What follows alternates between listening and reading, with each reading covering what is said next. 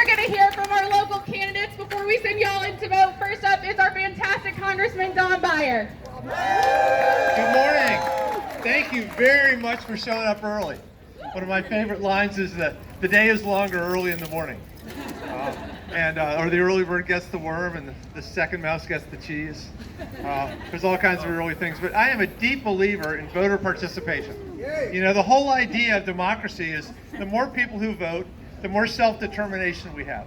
The idea is that democracy comes from us, from the grassroots up.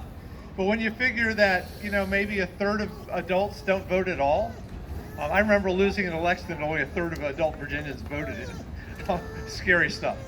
So the notion that Virginia, I think, has the longest early voting in the country, thanks to people like Alfonso Lopez and others,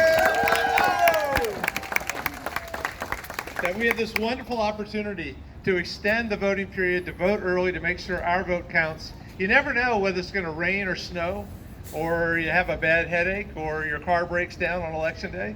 And getting out there to do it makes a world of difference. So thank you so much for showing up, having lots of energy. I think Groucho Marx said he was born very early in his life. And we're up here trying to make sure that we vote early and be a good example for everybody else. By the way, if you look at the states that mail the ballots and have early voting, places like Oregon and Colorado, they have 70 and 75% voter turnout when we would have 50. So we're changing that, and we're getting to be among the best states in the country in terms of early voting, and it's because you are here. And by the way, I'm sure there's some Republicans here early to vote, which is good for you. However, boy, the difference between Kamala Harris and Donald Trump could not be greater.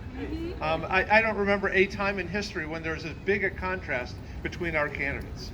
And so we have to make absolutely sure, for the future of America, future of the world, and especially for all the federal employees in Northern Virginia, for the future of our federal workforce. So thank you.